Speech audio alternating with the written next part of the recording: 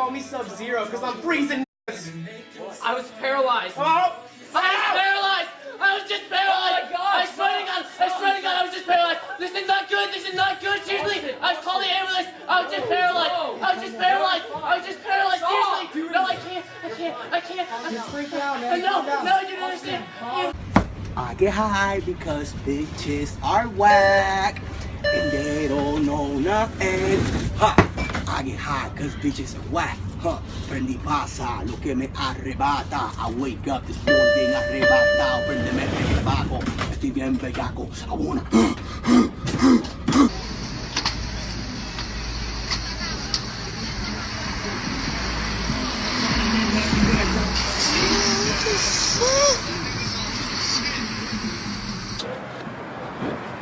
Hold on.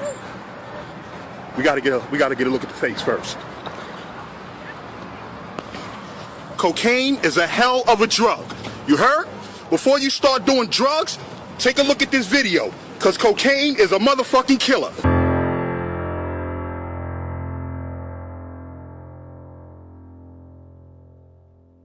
Tonight, this number. 129 people die every day in this country from a drug overdose. The vast majority related to pain pills or heroin.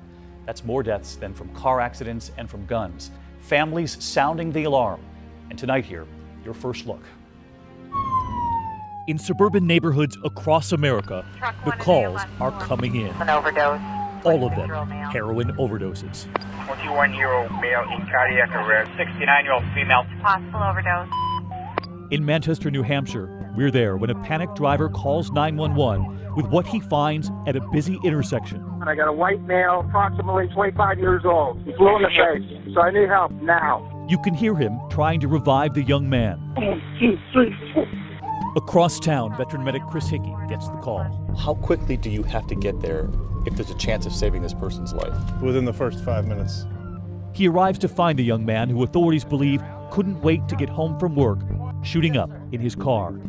The panicked driver who called 911, a father on his way home from work. He tells us he gave that young man mouth to mouth because he knew what he was witnessing. It is everywhere, even in his own home. You know something, I lost my son to a drug overdose. Thank God I didn't have to do what I did for him. I miss him dearly. We need to do something. We have a problem in our country. We have to do something about it. Period. Over the course of a year, we've met so many parents who never thought it would be their child. Sabrina Bembenek. Spencer's world was football. The boy loved to play. Doug Griffin. Courtney was a lot of fun. She would bring a smile to everybody's face. 4 out of 5 new heroin users begin with prescription pain pills. Spencer got hurt in a game. The OxyContin. We see there are no boundaries. Rich, poor, the middle class. Pills, then heroin. Spencer switched over to heroin. Heroin. The police came to my door at 1 o'clock in the morning and said my son was gone. It really is an epidemic. I mean, I just showed you in the paper. I mean, you know, every day, you know.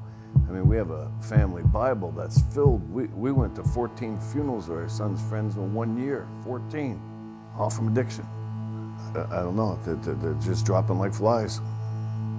Every day. When a person dies from an opiate overdose, the heart slows down, the lungs begin working harder and harder to compensate.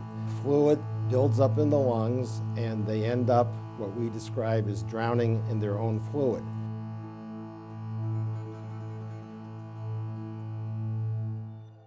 My son's addiction started when he was about 12. Adderall, acid, Percocets, the Vicodin, the OxyContins.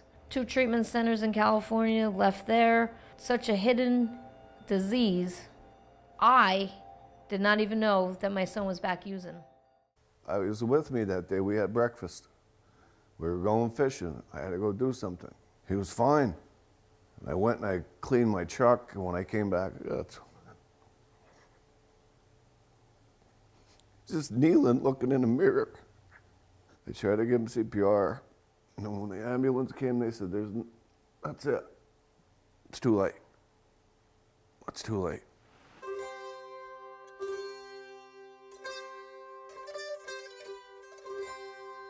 you see that the monkey is sitting on top of a stack of books. And that monkey is looking at a human skull, and I don't know if he's trying to figure out, in my case, what was the cause of death? Or in my case, what was the meaning of this life? And with all the knowledge and with all the books, he's never going to be able to figure out what really went on in the life of that skull.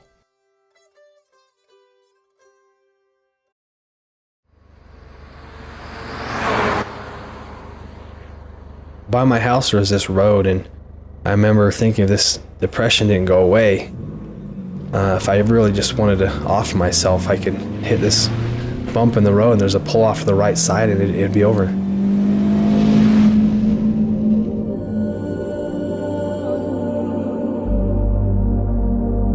My story starts in 2006 after running and gunning for a few years with my brother using heroin, cocaine. I didn't like who I was or who I was becoming, and I think there was a way back. I remember my brother and I were living in a basement. We were craving like crazy. It had been probably 48 hours since we'd used, and it got to the point where I felt that I needed to use as much as I needed to breathe. One of our dealers told us that you could steal 509s or 509s of Levi's and trade them to the Mexican Mafia for heroin balloons. I was really scared, and I think I was more scared for my brother's life than I was from my own. Battling addiction, you typically don't do it alone. You're with a lot of friends, and after a period of time, you're going to lose a friend or two or three or four. And my rock bottom was fear.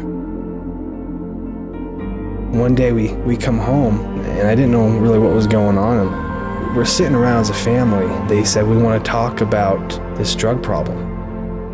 They went around and started talking about how they want us to stop. And I remember, lying. What really touched me is my littlest brother, Jaron. I could tell he didn't quite understand what was going on. And he looked at me and says, I just want my brother back. And that was the beginning of a turning point for me.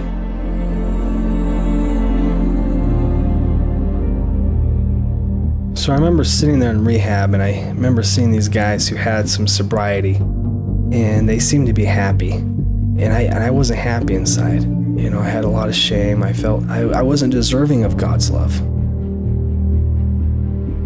And when they started talking about step 2, that my spiritual health could be restored, that was fascinating to me. I had to know, and particularly I had to know if I could be forgiven, because I was convinced that if I didn't get an answer, that there was really no hope. Why be here, So that night, as I got on my knees, I didn't even get a word out. I couldn't even get a word out because I had an overwhelming sense of love.